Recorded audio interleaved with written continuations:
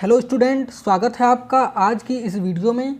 तो आज की यह वीडियो उन छात्रों के लिए काफ़ी महत्वपूर्ण होने वाली है जो 2024 में अपना बोर्ड एग्ज़ाम देने वाले हैं। इस वीडियो में हम कुछ महत्वपूर्ण बिंदुओं पर चर्चा करेंगे जिससे आप 2024 बोर्ड एग्ज़ाम में अच्छे मार्क्स स्कोर कर सकें। तो आपको इस वीडियो में अंत तक बने रहना है जिससे आप अपना स्ट्रेटजी प्लान अच्छे से समझ सकें और उसको अप्लाई करके बोर्ड में अच्छा नंबर ला सकें।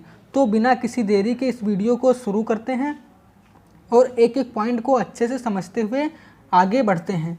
हमारा जो पहला पॉइंट है ये है कि पेपर पैटर्न क्या होगा, जो आपका 2024 में एग्ज़ाम होगा उसका पेपर पैटर्न क्या होगा। और दूसरा हमारा पॉइंट है कि क्या क्या पढ़ना है आपको 2024 बोर्ड एग्ज़ाम के लिए, सभी सब्जेक्ट में क्या क्या पढ़ना है और क्वेश्चन कहाँ कहाँ से पूछे जाते हैं। जो हमारा क्वेश्चन है वो कहाँ कहाँ से पूछा जाएगा, एग्ज़ाम में कैसे नंबर अच्छा आएगा, इस पर भी चर्चा होगी इस वीडियो में। आपका जो एग्ज़ाम होगा उसमें आपको कैसे मिलेगा अच्छा नंबर, किस प्रकार से आप तैयारी करें ताकि आपको अच्छा नंबर मिलेगा। और अभी से कौन कौन सी बातों को आपको ध्यान में रखना है, यानी कि अभी से यानी मई से आपको किन किन बातों को ध्यान में रखते हुए एग्ज़ाम की तैयारी करना है। तो इस वीडियो में इन सभी बिंदुओं पर चर्चा होगी। आपको यह वीडियो लास्ट तक ज़रूर से ज़रूर देखना है, वीडियो को स्किप तनिक भी नहीं करना है। तो चलिए एक एक पॉइंट को अच्छे तरीके से समझते हैं। तो हमारा जो पहला पॉइंट था कि पेपर पैटर्न क्या होगा, तो जो क्लास 10th का एग्ज़ाम होता है उसमें टोटल 6 सब्जेक्ट होते हैं जिनमें से हिंदी, इंग्लिश, गणित या गृह विज्ञान, विज्ञान, सामाजिक विज्ञान और कला। गृह विज्ञान केवल लड़कियों के लिए होता है और लड़कों के लिए गणित अनिवार्य होता है कि आपको गणित ही लेना है, इसमें से आपको कोई अन्य अदर ऑप्शन नहीं मिलता है।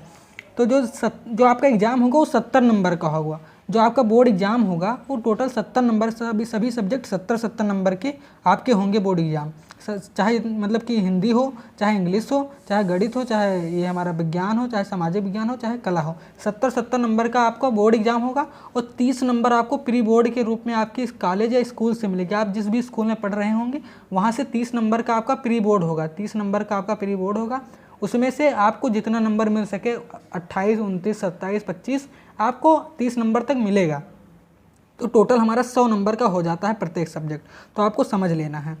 और यदि हम बात करें कि जो आपका हिंदी का पेपर होगा, कोई भी अगर पेपर होगा तो इस बार 70 में से आपका 20 नंबर का जो हमारा होगा, 20 नंबर का जो हमारा 20 नंबर का होगा वो ऑब्जेक्टिव होगा। प्रत्येक सब्जेक्ट में 20 नंबर ऑब्जेक्टिव होगा और 50 नंबर आपका सब्जेक्टिव, यानी 50 नंबर का आपको लिखना पड़ेगा और 20 नंबर का आपको टिक वाला यानी ऑब्जेक्टिव MCQ वाला क्वेश्चन आएगा।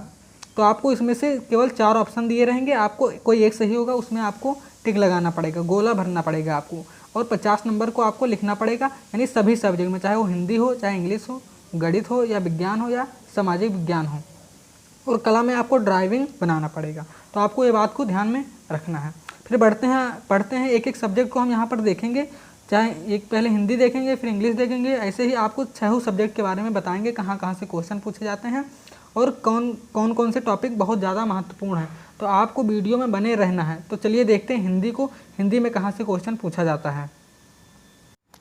तो हम यहाँ पर हिंदी की अगर बात करें तो जो हमारा हिंदी होगा वो 20 नंबर का यहाँ पर देखिए ऑब्जेक्टिव होगा। ऑब्जेक्टिव मार्क्स 20 नंबर का हमारा होगा, जिनमें से जो रचनाएं हैं और व्याकरण से संबंधित ग्रामर और रचनाएं ये पूछे जाएंगे 20 नंबर में। आपके जो ऑब्जेक्टिव होगा उसमें रचनाएं और व्याकरण से संबंधित प्रश्न पूछे जाएंगे 20 नंबर में।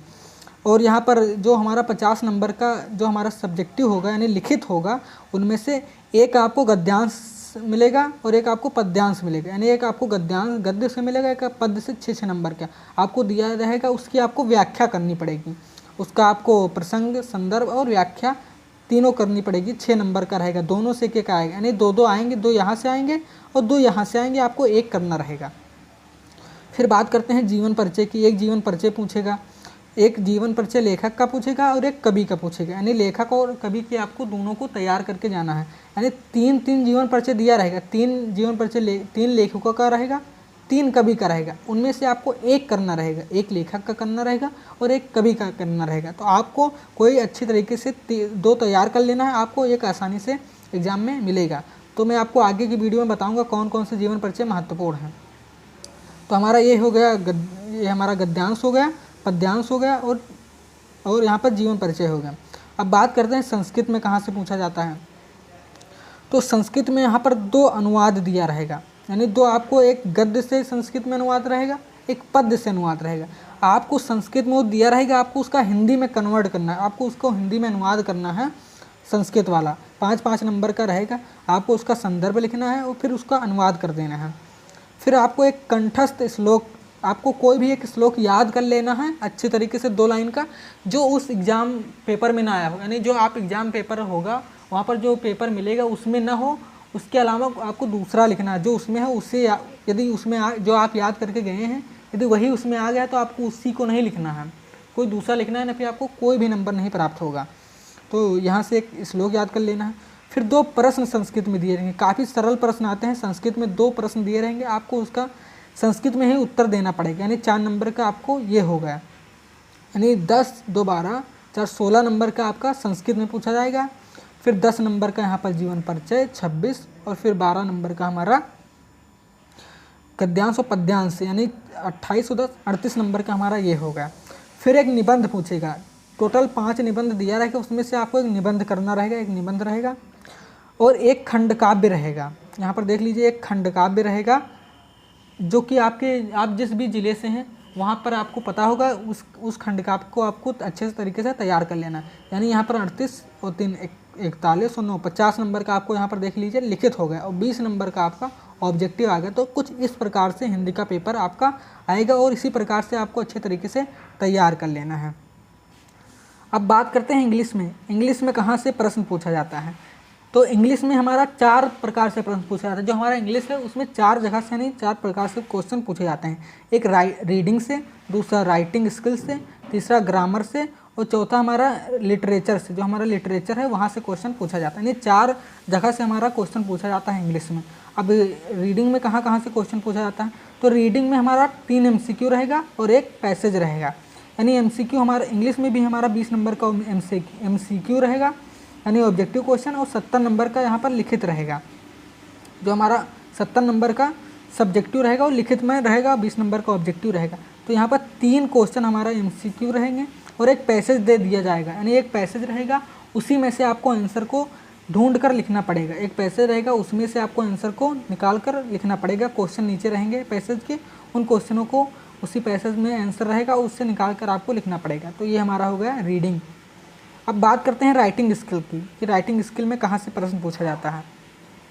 तो रीडिंग से हमारा 10 नंबर का क्वेश्चन पूछा जाता है, और राइटिंग स्किल में हमारा एक एप्लीकेशन रहेगा। एक एप्लीकेशन आपको लिखना पड़ेगा, 4 नंबर का रहेगा, और एक आपको एस्से दिया रहेगा। आपको कोई 4 या 5 एस्से दे देगा, उसमें से आपको एक एस्से करना रहेगा। तो आपको यहाँ पर ध्यान रखना है, एक एस्से भी करना है और एप्लीकेशन भी करना है, यानी 10 नंबर का हमारा राइटिंग स्किल से भी पूछा जाता है। और 80 से 100 शब्द में आपको लिखना पड़ेगा। एस्से जो हमारा होगा वो 80 से 100 शब्द में आपको लिखना पड़ेगा। तो ये हमारा हो गया रीडिंग, और ये हमारा होगा राइटिंग स्किल। अब बात करते हैं ग्रामर की, कि ग्रामर में कहाँ से प्रश्न पूछा जाता है, ग्रामर में आपको क्या क्या पूछा जाएगा। तो ग्रामर से हमारा देख लीजिए 5 क्वेश्चन यहाँ से MCQ रहेंगे, यानी कि ऑब्जेक्टिव क्वेश्चन 5 यहाँ पर रहेंगे, और ट्रांसलेशन एक दे देगा, आपको हिंदी में दे देगा, उसको आपको इंग्लिश में ट्रांसलेट करना पड़ेगा। एक ट्रांसलेशन रहेगा और एक इनडायरेक्ट स्पीच रहेगी, उसको आपको बनाना पड़ेगा। 2 नंबर का ये रहेगा। यहाँ पर यम का मतलब नंबर है, यानी मार्क्स, और यहाँ पर एक पैसिव वॉइस दिया रहेगा जो 2 नंबर का होगा।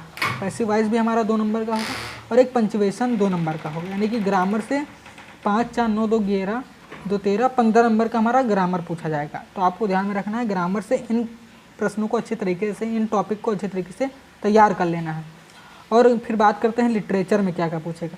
तो हमारा जो लिटरेचर है वहाँ तीन जगह से लिटरेचर में क्वेश्चन पूछा जाता है। एक प्रोज से, पोइट्री से और सप्लीमेंट्री से। प्रोज, पोइट्री और सप्लीमेंट्री से पूछा जाता है। तो अब एक एक टॉपिक को देखते हैं। तो जो हमारा प्रोज है, प्रोज में हमारा 5 MCQ आएगा। जो हमारा प्रोज है यहाँ से 5 MCQ रहेगा, पोइट्री से 2 MCQ रहेगा, यानी ऑब्जेक्टिव क्वेश्चन, और सप्लीमेंट्री से 5 MCQ रहेगा, मल्टीपल चॉइस क्वेश्चन, यानी ऑब्जेक्टिव क्वेश्चन। ठीक है, तो इस प्रकार से MCQ पूछा जाएगा। अब बात करते हैं यहाँ से और किस प्रकार से क्वेश्चन पूछा जाएगा। तो जो हमारा प्रोज होगा उसमें से 2 शॉर्ट क्वेश्चन पूछेगा, 6 नंबर का 2 शॉर्ट क्वेश्चन पूछेगा, यानी कि आपको 30 से 40 शब्दों में उसको लिखना पड़ेगा, 6 नंबर का रहेगा। 3 नंबर के क्वेश्चन रहेगा, 2 क्वेश्चन आपको करना रहेगा और एक लॉन्ग आंसर रहेगा। 4 नंबर में आपको इसे रहेगा, 4 नंबर का ही रहेगा। तो यहाँ से 2 शॉर्ट क्वेश्चन रहेंगे और एक लॉन्ग क्वेश्चन रहेगा। तो आपको प्रोज से इन प्रश्नों को अच्छी तरीके से तैयार कर लेना है। फिर बात करते हैं पोएट्री से। तो पोएट्री में एक शॉर्ट क्वेश्चन रहेगा और चाहे आप एक शॉर्ट क्वेश्चन को कर लें, चाहे 4 लाइन के आप पोएम याद करके चले जाएं, दोनों अथवा लगा रहेगा। चाहे आप एक शॉर्ट क्वेश्चन को कर लें, चाहे 4 लाइन की पोएम अगर आपने याद की उसे लिख सकते हैं। 3 नंबर का यह रहेगा, तो आपको इसे ध्यान में रखना है। चाहे आपको शॉर्ट क्वेश्चन करिए, चाहे 4 लाइन का पोएम लिखिए। तो 4 लाइन की पोएम काफ़ी आसान होती है, आपको इसे तैयार कर लेना है। फिर पोइट्री से एक पूछा जाता है सेंट्रल आइडिया। जो हमारा पोइट्री है उसी में से एक आपको पूछा जाएगा सेंट्रल आइडिया। किसी भी टॉपिक पर एक 3 सेंट्रल आइडिया आते हैं, उसमें से एक लिखना रहेगा और ये 3 नंबर का होता है। तो आपको एक सेंट्रल आइडिया भी अच्छे तरीके से तैयार कर लेना है। अब बात करते हैं सप्लीमेंट्री से। तो सप्लीमेंट्री में 5 MCQ रहेगा, एक शॉर्ट क्वेश्चन रहेगा, 30 वर्ड में आपको लिखना पड़ेगा। केवल एक क्वेश्चन इसमें आएगा शॉर्ट का और 30 वर्ड में आपको लिखना पड़ेगा और 3 नंबर का रहेगा। और एक लॉन्ग क्वेश्चन यहाँ से भी आएगा 4 नंबर का। तो इस प्रकार कुछ इंग्लिश में प्रश्न पूछे जाएंगे। तो आपको इसी प्रकार से अच्छे तरीके से तैयार कर लेना है इन प्रश्नों को और इन्हीं टॉपिक को अच्छे तरीके से आपको तैयार कर लेना है। अब बात करते हैं हम अब अगले सब्जेक्ट की कि आपको और किस प्रकार से अगले सब्जेक्ट में क्वेश्चन पूछा जाता है। अब बात करते हैं साइंस की, यानी विज्ञान की। विज्ञान से प्रश्न कहाँ से पूछा जाता है। जो हमारा साइंस है इसमें प्रश्न कहाँ से पूछे जाते हैं। तो जो विज्ञान है तीन भागों में विभाजित है, भौतिक विज्ञान, रसायन विज्ञान और जीव विज्ञान। और भौतिक विज्ञान से हमारा 25 नंबर का प्रश्न पूछा जाता है, रसायन विज्ञान से 25 नंबर का पूछा जाता है और जीव विज्ञान से यहाँ पर 25 लिख गया है, 20 नंबर का पूछा जाता है। यानी कि टोटल 70 नंबर का प्रश्न यहाँ से भी पूछा जाएगा और 20 नंबर का यहाँ पर MCQ यानी ऑब्जेक्टिव क्वेश्चन पूछा जाएंगे। जो ऑब्जेक्टिव प्रश्न होंगे वो भी यहाँ पर से 20 नंबर के पूछे जाएंगे और 50 नंबर के हमारा सब्जेक्टिव रहेगा। तो विज्ञान की एक सेपरेट वीडियो अलग से बना दूंगा जिससे आपको एक अच्छे से अच्छे टॉपिक को अच्छे तरीके से समझा सकूँ, क्योंकि ये वीडियो काफ़ी लंबी हो जाएगी अगर सभी चीज़ों को इसमें इंक्लूड किया जाएगा। यानी सभी चीज़ों को अगर चर्चा की जाएगी तो काफ़ी लंबी वीडियो हो जाएगी, इसलिए इसकी वीडियो सेपरेट अलग से बना के मैं आपको दूंगा जिसमें महत्वपूर्ण प्रश्नों पर चर्चा भी होगी। अब बढ़ते हैं अगले टॉपिक पर कि और प्रश्न कहाँ से पूछे जाते हैं। अगले सब्जेक्ट में हमारा जो प्रश्न है वो कहाँ से पूछा जाता है।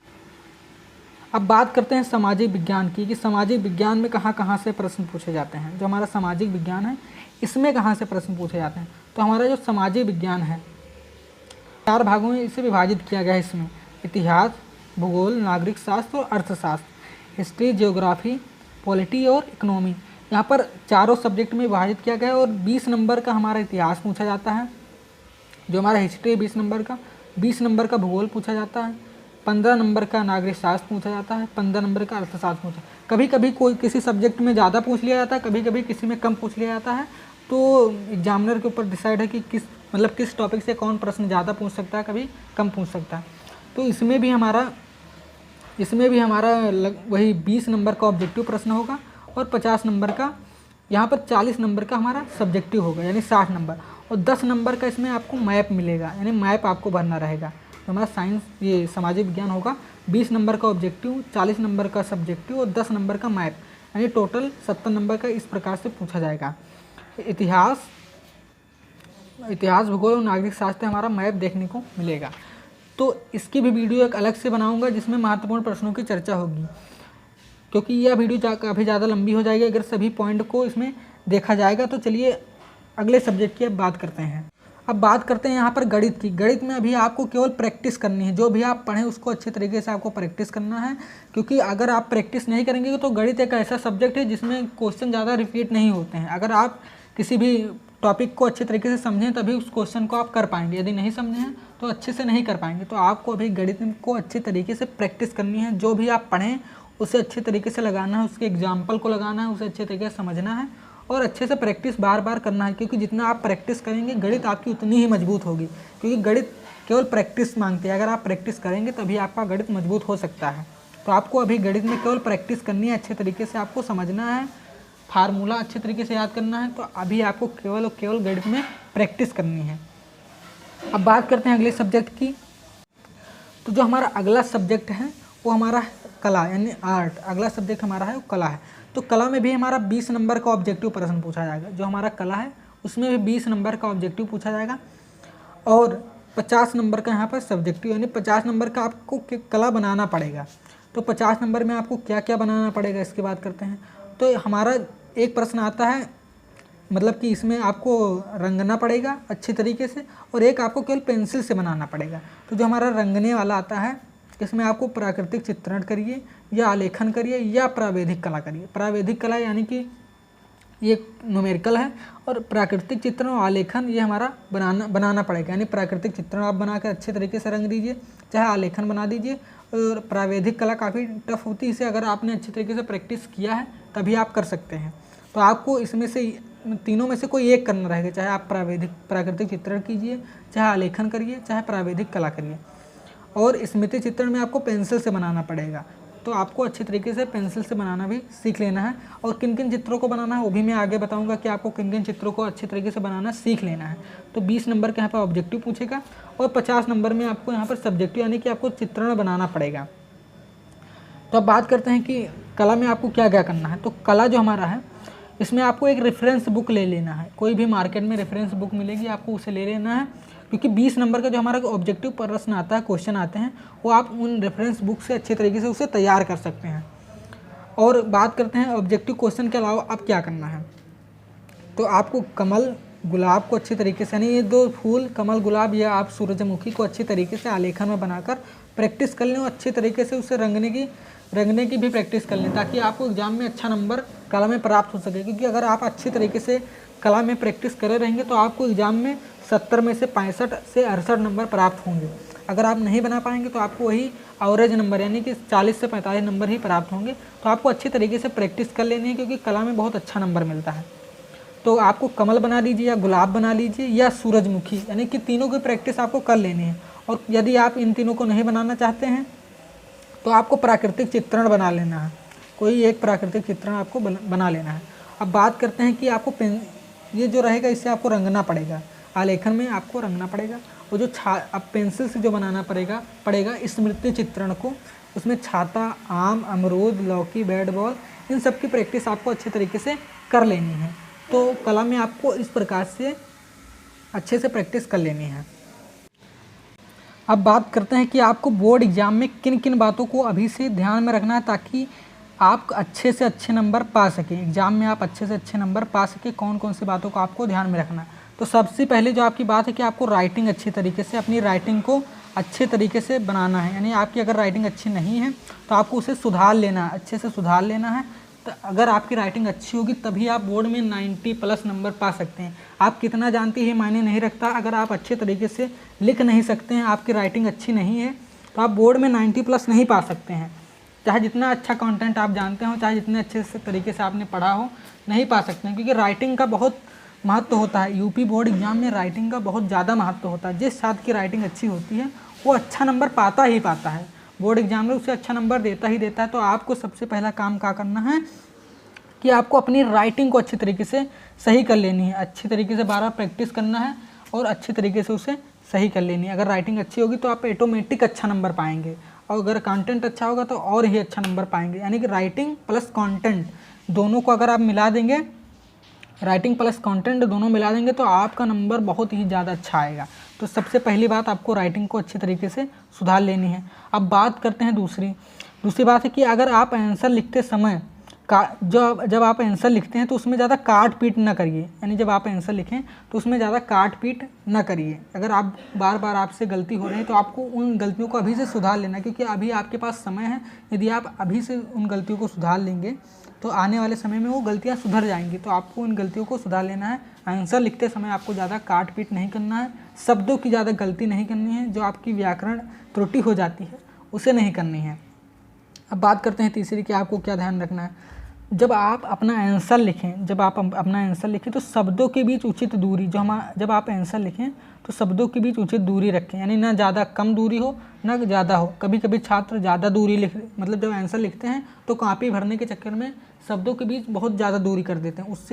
उससे काफ़ी ज़्यादा नुकसान हो जाता है, क्योंकि एग्जामिनर के मन में एक भय बैठ जाता है कि आपने केवल कॉपी भरी है, तब आपकी कॉपी भी अच्छे से नहीं चेक करते हैं। तो आपको शब्दों की भी ना ज़्यादा दूरी करनी है ना कम दूरी करनी है, आपको एक लिमिटेड दूरी करनी है। यानी कि आपको एक औसत दूरी की ना ज़्यादा हो ना कम हो, यानी कि ज़्यादा भी नहीं करनी है कम भी नहीं करनी है। तो आपको ये भी ध्यान में रखना है। अब बात करते हैं चौथी की, आपको और क्या ध्यान में रखना है। तो आपको अपनी लिखने की स्पीड, यानी कि जो लिखने की स्पीड है उससे आपको सुधार लेना है। आपको लिखने की स्पीड अपनी सुधार लेना है, क्योंकि बहुत से छात्र एग्ज़ाम देने जाते हैं तो 3 घंटे में आप वो एग्ज़ाम ही नहीं कर पाते हैं। तो आपको अपनी लिखने की स्पीड को अच्छे तरीके से सुधार लेना है। तो आपको ये ध्यान में रखना है, इन 4 पॉइंट को अभी से आपको अच्छे तरीके से बोर्ड एग्ज़ाम से पहले सुधार लेने हैं। तो आशा करता हूँ कि ये बिंदु आपको अच्छे तरीके से समझ में आए होंगे, आप इसे अप्लाई भी करेंगे और अच्छा नंबर पाएंगे भी। तो आशा करता हूँ कि आपको यह वीडियो पसंद आएगा। अगर वीडियो पसंद आए तो वीडियो को लाइक कर दीजिए और चैनल पर नए हैं तो चैनल को सब्सक्राइब कर लीजिए। मिलते हैं अगली वीडियो में, तब तक के लिए जय हिंद।